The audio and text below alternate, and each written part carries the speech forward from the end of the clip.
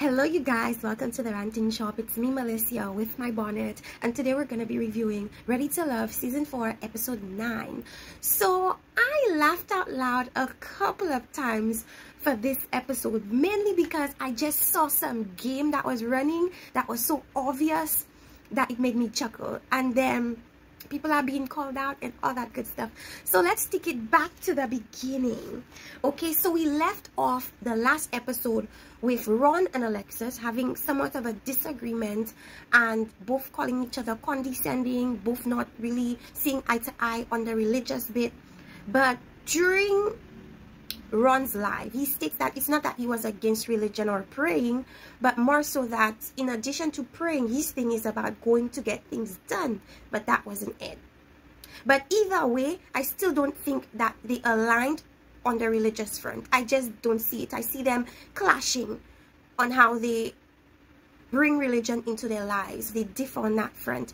And at the end of the day, these people could do lives until they turn blue. Most of the things that we see on the TV is what it is. They will try to, the most you could say is production, change the timeline of things, and they pasted things together. But for the most part, what we did see, they did say. And the funny thing about their lives is these people's lives, they never address what they say. They always address production, twisting things, moving things here and there. But for the most part, you said what you said, right? And after the disagreement, you know, I never even really made the conclusion that these two guys, Ron and David, were going to be sent home until I watched it. And then I'm like, okay, because the way they framed things last episode, after the women spoke and they did that other day, they didn't frame it like the guys would be sent home. You understand? Like normally when two people are being sent home, we know that these two people might be sent home because they allude to that by voting for their tops and whatever. But I find for this particular episode last week, I wasn't sure that they were gonna be sent home. So them being shown on the dates with the two women was kind of like off to me. But then I quickly got to the realization that they might be sent home. So Ron and Alexis had their little disagreement. She thinks he's condescending. He thinks she's condescending. And what I wrote was that she thought that she'd be delivering the blow, which was that Ron would be sent home. But in actuality, Ron delivered her the knockout by telling her that he went on a date with Amber and kissed her. And just like Mortal Kombat, it was a KO, you know, or Street Fighter. Just like Street Fighter, he KO'd Alexis when he told her about that kiss. And he did what he set out to do, which was have the last say and hit the hardest. And that is what he did. And Alexis felt hurt by that because, you know, the whole time she's thinking she's the one and only, she's the number one. And in the meantime, she's finding out that no, Ron was exploring his options. The problem I have with Alexis, you guys, is that I feel as if Alexis is not built for that type of show. She's not built for that type of format because all of her interactions with these men have been her wanting the men to only pursue her and only choose her. And that is not realistic or fair in that setting, considering she wanted Ron to pick her as his number one, but then she's over there kissing AJ. So you want to be able to explore your options, but you don't want him to explore his options.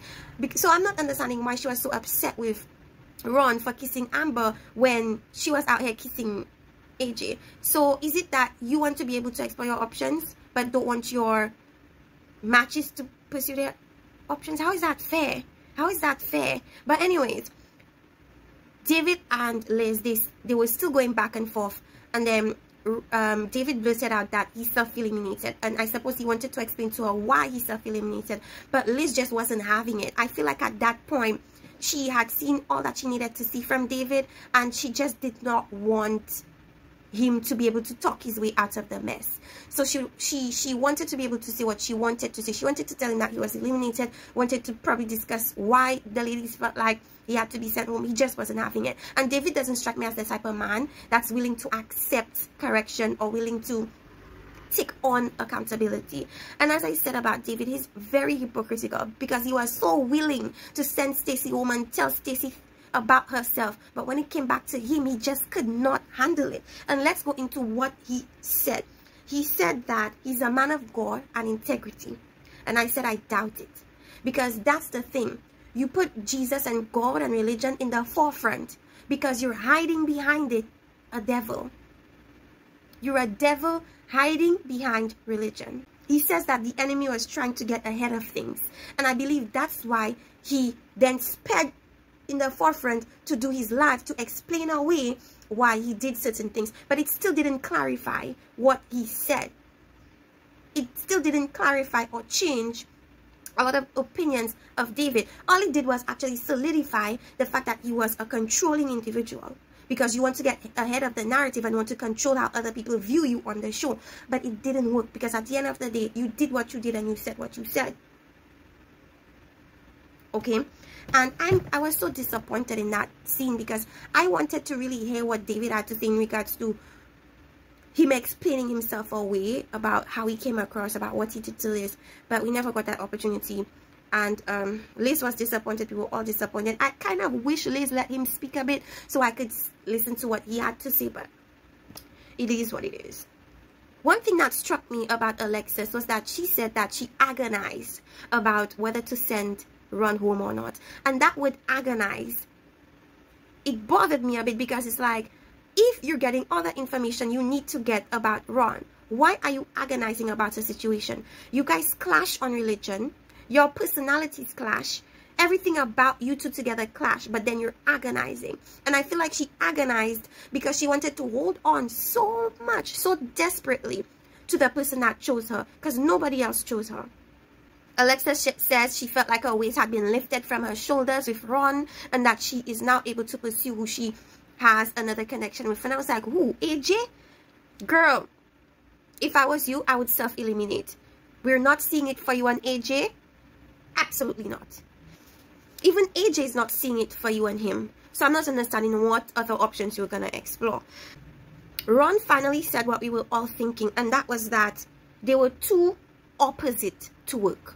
Or maybe they were too alike. Because they were both condescending at certain points in time. So there's that. He finally affirmed what we were thinking as viewers. That these two were just not a match. And somebody said in a comment section that she couldn't wait to, you know, compete against Chrysanthemum. And everything was good when Chrysanthemum was there. But all of a sudden, Chrysanthemum, the competition has left. And you're now having issues. Because the core of it was never Chrysanthemum. It was that you were forcing a round hole in a square. You were forcing a round ball in a square box. It was just not going to fit. But you were going to make it fit because you wanted to get rid of Chris. When Chris was gone now, there was nothing left to face but the realization that you two were just not meant for each other.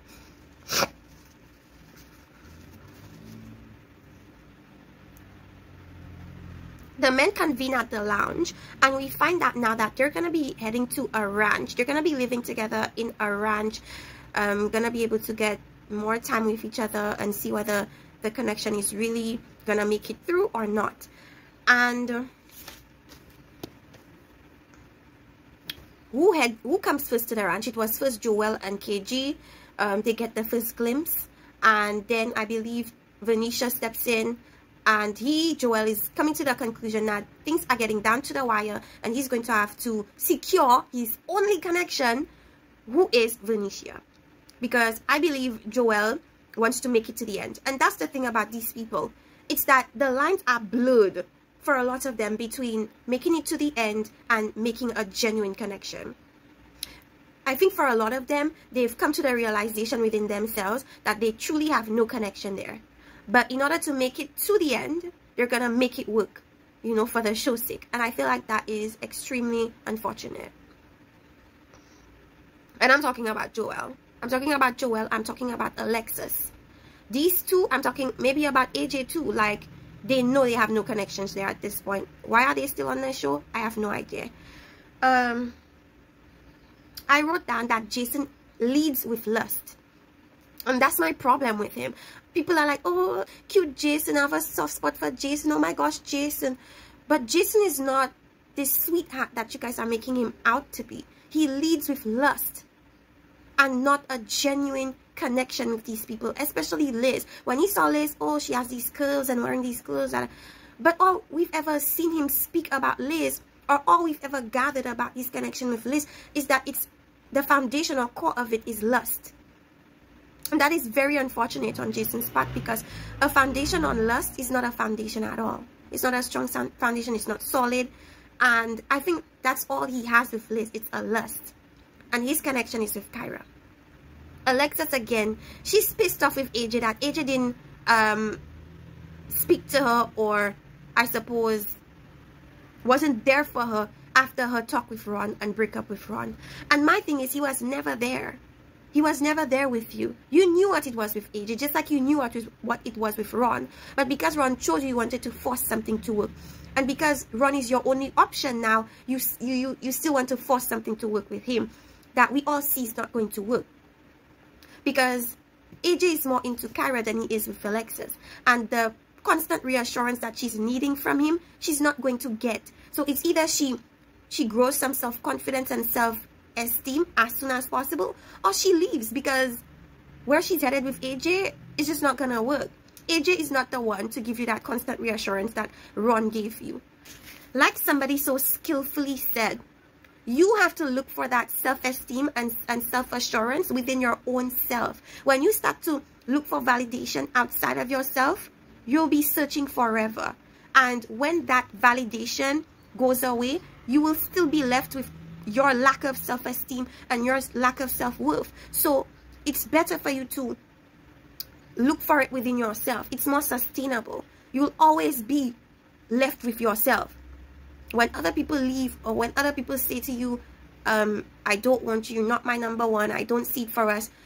If you focus so much so on that outward validation, darling, that is a recipe for disaster. You need to seek that within your own self. Venetia makes Joelle feel like she's the only one. And I don't doubt that for 1 second. However, Amber tells us that Ron told her that, in fact, Joelle did not choose Venetia as his last choice. And Venetia wasn't privy to that information. So Amber decided to break it down. And Joelle wasn't feeling that. Joelle wasn't having that. Joelle was like, why are you the one telling Venetia this? Shouldn't I be the one telling Venetia this? But that's the thing, Joelle. Why didn't you tell Venetia that before? Why didn't you tell her that ahead of time? Why did you wait for when it was too late to have to break that down to her? It's either that Joelle has seen something in Venetia that makes him afraid of telling her the unsavory truth, or maybe it's something within him where he doesn't like confrontation and tries any and everything to avoid it. And if that's the case, that's a problem. Because problems that are not addressed are just gonna stay and fester. And when they finally get addressed, it would be the end of the relationship, because it would have been built on anger, built on frustration that was never addressed. So that's a red flag from Joelle. And a lot of people are clocking on Joelle that he's just trying to stay as long as he can. So he's just falling back on his most secure option, which is Venetia. What I like about this particular episode was Venetia's bubble was burst. And her bubble being burst allowed her to see that everything is not rosy with Joelle. There's things that you should think about and evaluate with Joelle. And for that, I'm grateful that it was busted. Because if not, you would have been going along this ride in this fairy tale dream that was not based on reality. So another thing with Alexis, now that Ron is no longer here, and she has come to the conclusion that she now has to fight for her last option, who is AJ. She has to fight against she has to fight against Kyra, or she has to compete with Kyra for AJ.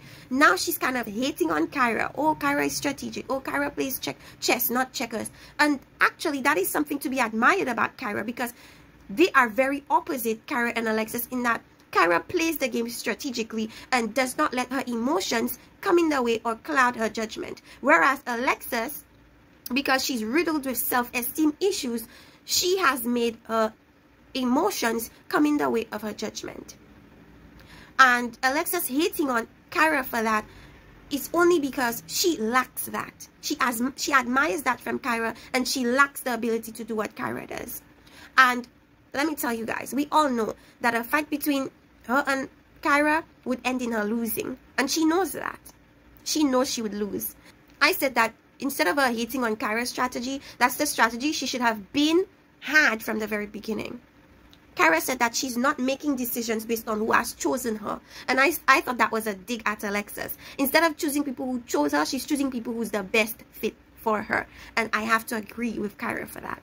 She hasn't made a decision on whether she's gonna choose Jason or AJ. And Jason has clocked that. And he's not feeling that. He's not understanding why. You've said time and time again that Jason is your choice, but has refused to make a decision on Jason. All that says to me is that there is something about Jason that she's not 100% sold on, and that is something that she's not made light of. We're not understanding where the hesitancy comes from, because she's never said that there's something that she hesitates about with Jason. It could be that Jason is exploring the option of Liz, and because of that, she doesn't feel secure enough with Jason to make him her number one. I feel like with Kyra, she's playing it like a game.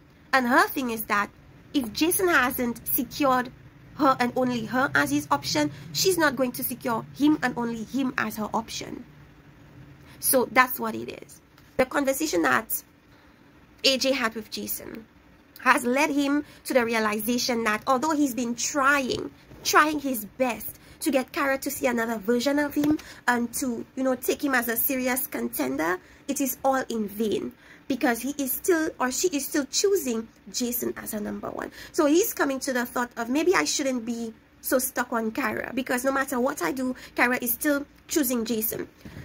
And Jason's thing is, although she's saying verbally that he is her choice, she's still not locking it down with him, which he doesn't understand. So AJ was like, well, let me just explore Alexis then, you know.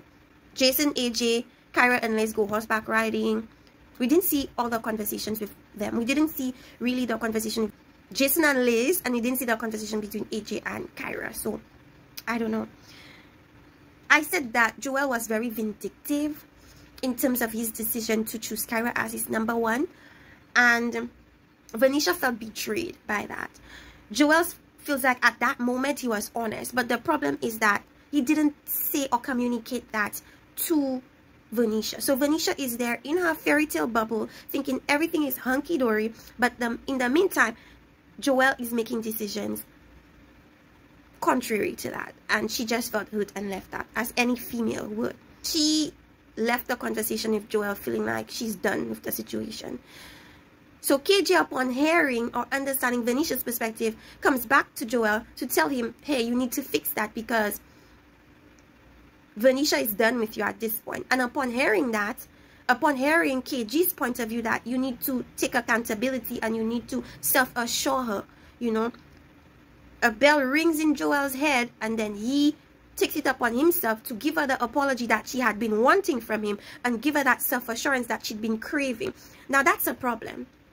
For somebody to have to tell you that that is what you need to do, it's an issue. It means that that is something that you lack within your own self, and that is going to be a major red flag moving forward, because KG is not always going to be there to give you good advice and tell you, fix that, apologize, self-assure, do all these things. You're going to have to do that within your own self, and if it's something that you're not naturally going to be able to do, I don't see that relationship lasting outside of this show. It may last towards the ending of the show, but it will not last outside of the show at all. A blind bat could see that. Jason and Liz go to talk, and we learned that every time Liz is with Jason, she feels like this romantic vibe from him. And he says when he was, you know, with Liz, he did not even remember AJ and Kyra. And it's like, your need to even state that means that they were on your mind. They may not have been on the forefront of your mind, but they were on or in the back of your mind. And that's a big issue. And it tells us all that we need to know about where Jason's head is. It's with Kyra and not with Liz. His groin is with Liz, but his head is with Kyra. Alexis feels neglected. She feels like AJ is inconsistent. She feels like AJ gives her bursts of reassurance. Like he'll reassure her today, and then a week later, nothing. And then out of the blue, he'll reassure her again, and then get nothing. And that's what you're gonna keep getting with AJ, Alexis, because to be honest with you, AJ is not really feeling you. He's feeling Kyra, but he's gonna play with you to, I suppose, last as long as he can on the show. But a genuine connection, I don't see it with AJ. I don't see it. She doesn't see it, but you know, they played truth or dare, and they asked AJ like about his connection with the two women, and he stated that they were different, but that he he laid on some fluff. And as always, Alexis fell for it. And her heart softened towards AJ. I just feel like Alexis is just way too emotional for this process. And I just don't see it for her in anybody. I don't see it for her on this show at all. Kyra is reluctant about AJ, but in her life, she stated that. So we know that about her. She's more focused on Jason. So my thing is, why not make it official with Jason? Why not just let it be Jason? You know how Amber has locked in on KG. Why not lock it in with Jason? It's because Jason has not locked it in with her. Jason has not made her his number one, his absolute one. So she's not making him her absolute one. You know, at this point, they're just playing games. I feel like maybe Kyra is getting a bit of the Adriana edit, where she'll have to pick between AJ and Jason, and she's gonna go for Jason. You know, but the viewers are gonna feel like AJ has a chance, but I think she's pretty sold on Jason, you guys. Now, the pièce de résistance. When they were playing the truth or dare game, let me tell you, Alexis was bursting at the seams the moment she came to that ranch. Bursting at the absolute seams to tell everybody what she learned about Amber and Ron. And guys, let me tell you, Alexis confronted Amber in front of everyone that, first of all, Ron disrespected her, and she doesn't want to ever be spoken to like that by Ron. She then drops the bombshell that Ron told her that he kissed Amber. Amber was like, what the? Why didn't you just tell me this out of, you know, privately? Why did you have to out me in front of the whole group? Well, Amber, you're getting your instant karma, because isn't that what you did to Joel? Didn't you out Joel too? Well, I guess that's just karma for you, honey. So that must have been embarrassing, because the whole time everybody's thinking KG's an absolute one, but then at the end of the day, they're all on a show and they're dating. So that's something to be expected. And if KG didn't expect that, that means he keeps making the same stupid decisions or the same stupid mistakes, and that is that he zones in on one person and only that one person. Now I feel like KG would have explored his other options if the other options showed interest in him, but the other options didn't. So he was left with only Amber. Amber still had her options, and she was gonna explore it, and she did, and she kissed him. I personally don't see anything wrong with that. I don't know if she had communicated that with KG. If she didn't, then I suppose that would be a bit of an issue on their relationship part, because if you're gonna give off the impression that your end all be all is KG, like, I'm thinking that you're gonna communicate to him when that's not necessarily the case. So if he got blindsided, then that's an issue. But for Alexis to say she felt like what Amber did was such a betrayal, she likened it to Judas, honey, to Judas. And I'm interested to see how that conversation will continue in the next episode. I want to hear what Amber has to say about the kiss, and I want to see what KG has to say about the kiss. But Amber, I keep mixing it up. Alexis couldn't wait to drop that bombshell. She couldn't wait. And we're gonna see how that ends next episode. Anyways, you guys, let me know what you think about this episode. Ron is over here fighting with people in the comment section who is dragging him for filth. He's asking why they're drawing conclusions based on pieced up information. But at the end of the day, you said what you said, and you told Alexis that she couldn't do anything for you. You told her that you guys were complete opposites and would never work. These are the things you said, so I don't know. Well, anyways, you guys, do I have anything else to add? I don't think so.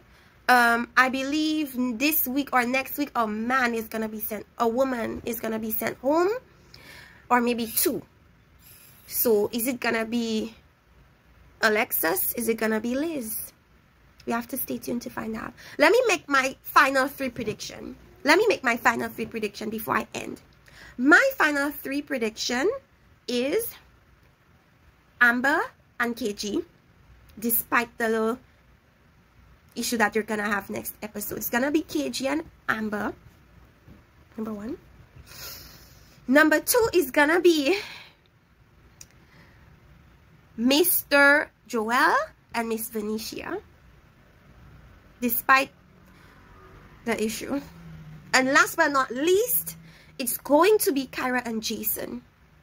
So again, Amber and KG, Venetia and Joel, and last but not least, Kyra and Jason. These are gonna be the top 3. Alexis is gonna go home at some point, and Liz, unfortunately, is gonna go home because I truly believe Jason is gonna pick Kyra over Liz. So anyways, you guys, let me know what you guys think about this episode. Let me know what you think about Alexis. Is she giving you annoyance? Is she annoying you at this point? Is Venetia wrong to still be hooked up on Joel? Because I noticed that even after a disagreement with him, when they came together to eat, she stood directly next to him. Liz is gonna be left in the dust, unfortunately. We love Liz, but she doesn't have a connection here. There's nobody right for her there. But anyways, you guys, let me know what you think. Like, subscribe. My bonnet is staying, you guys. I'm sorry, I do apologize. Actually, I don't apologize. It's either you get with it or you get lost. And that's it. So be sure to like and subscribe and stay tuned for other episodes of The Ranting Shop, you guys. Bye.